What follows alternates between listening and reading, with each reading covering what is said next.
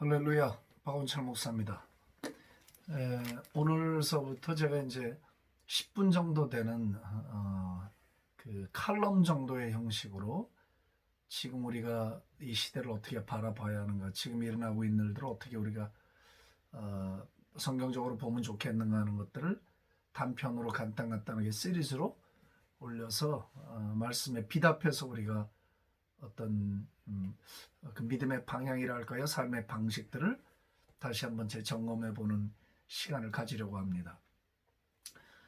출애굽기 23장에 보면 그 하나님이 이제 이스라엘 백성들을 애굽에서 이끌어내시고 광야에 있는 동안에 이제 율법을 주시고 또 성결법도 주시고 어떤 형법 같은 것도 주시면서 어떻게 너희들이 이런 일을 만날 때 어떻게 대처를 해야 하고 또 어떤 명령과 규례를 지킬 때에 내가 너희들에게 약속한 이런 일들이 일어날 것인가, 하나님의 그 약속과 축복들이 조건부 형태로 나타나기 시작해요. 오늘 23장은 제가 성경을 보면서 마음에 어떤 커다란 교훈, 어쩌면 이것이 제 그 믿음의 세계의 어떤 관점을 가져다 준 말씀이다.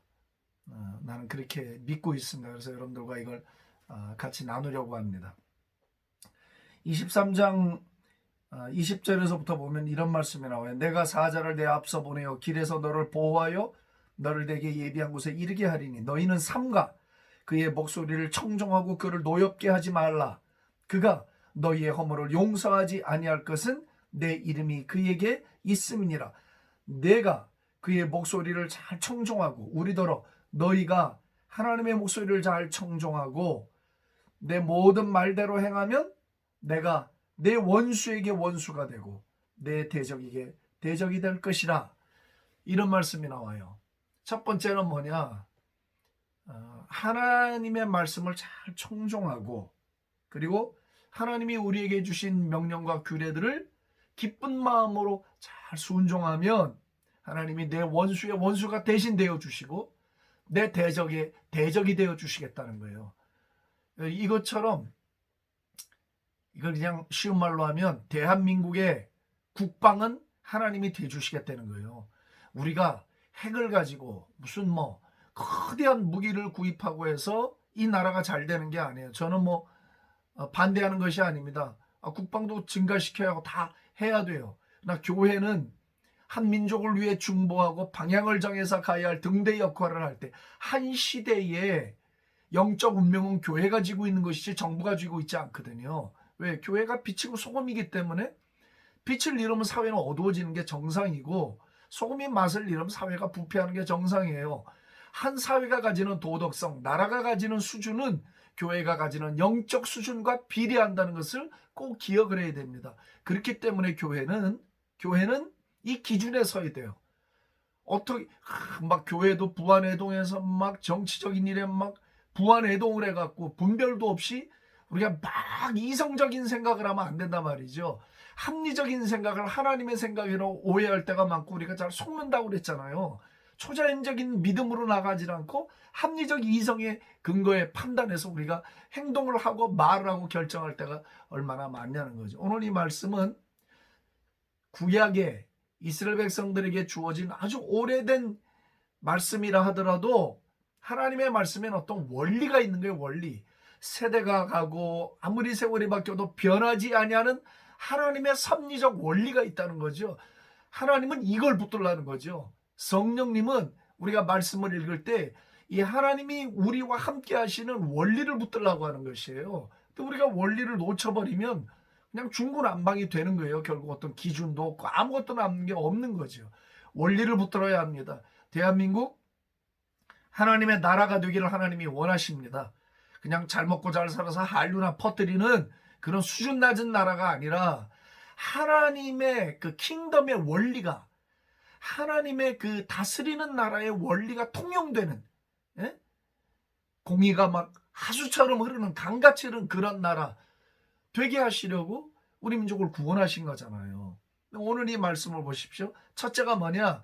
하나님의 규례와 명령에 우리가 온전히 순종하고 그리고 그분을 온 맘 다해 사랑하면 형식적인 거, 종교적인 거, 뭐 이런 신앙 말고요.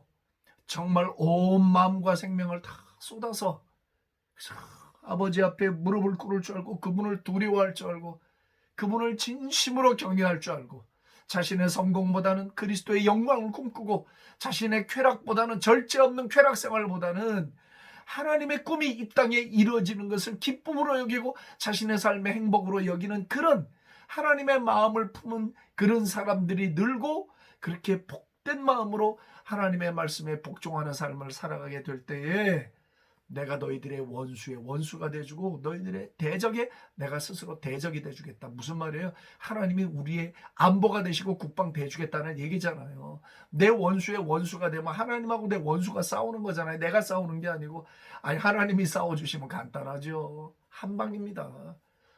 누가 창조자 이 전능하신 하나님과 맞설 수 있습니까? 예?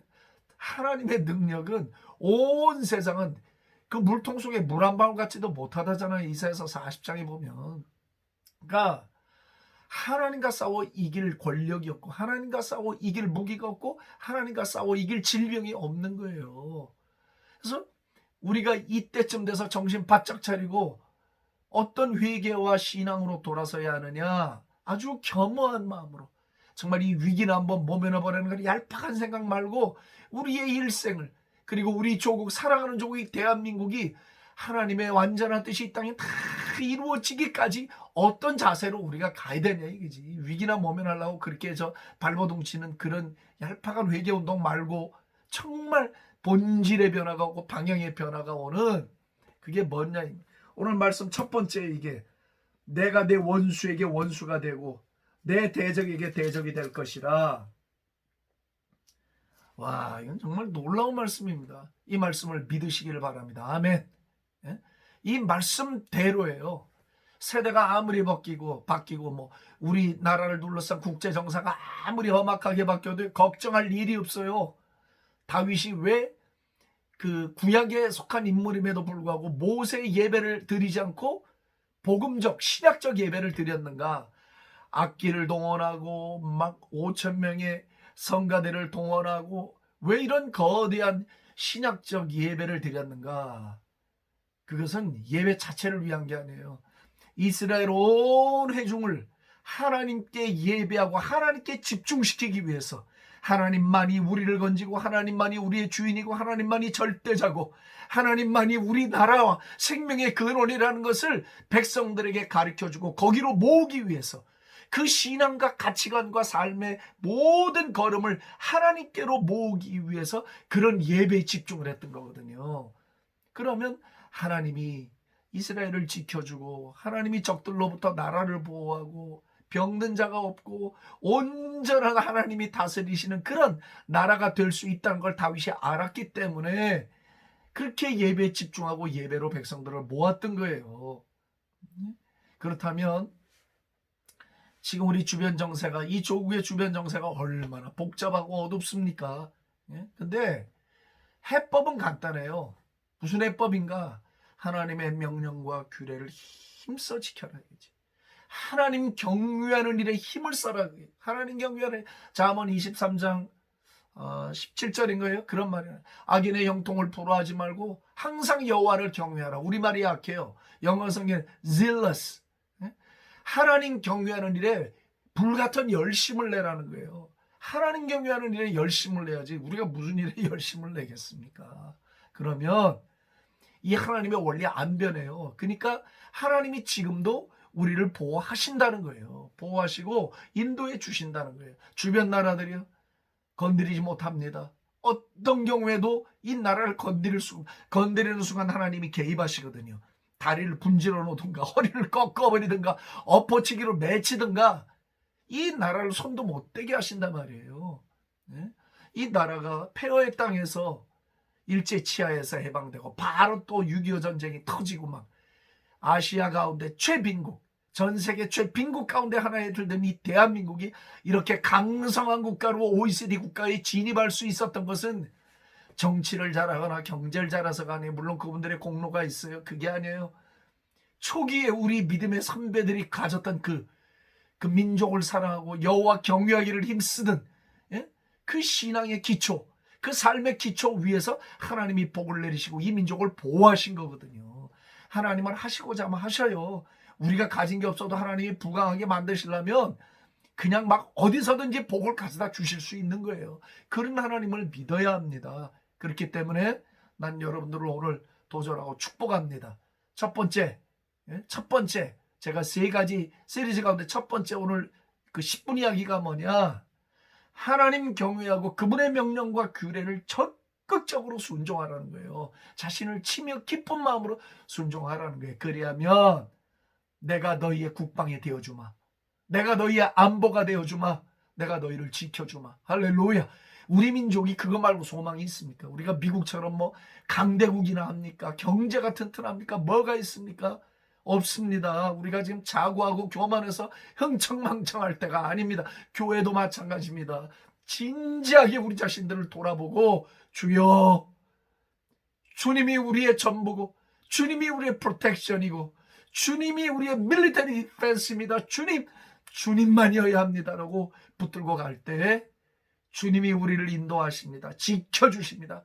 핵무기 하나 없어도 걱정할 게 없습니다. Why? 하나님이 우리의 핵이에요. 하나님이 우리의 핵무기예요. 하나님이 우리의 무기예요. 하나님 말고 더 강한 무기는 이 세상에 없습니다. 제가 좀 흥분하네요. 괜찮습니다. 용기를 가지셔야 돼요. 절대 겁먹을 거 없어요. 하나님만 붙들고 있으면 되는 거예요. 진리에 견고하게 서고 우리가 말씀대로 살아가면 되는 거예요. 이 민족은 그러면 반드시 복을 받습니다. 주여, 이 시간에도 기도합니다. 출애굽기 23장 말씀 그대로 우리가 여호와 경외하기를 힘쓰고 명령과 규례를 진심으로 순종하며 나아간다면 하나님은 우리의 국방이 되주시고 우리의 원수의 원수가 되주심으로 우리를 위해 대신 싸우고 우리를 지키시는, 우리를 보호하시는 분이 되시는 것을 믿습니다. 할렐루야. 주님께 우리 민족을 올려드리고 우리 자신들을 올려드리고 예수님의 이름으로 감사하며 기도합니다. 아멘.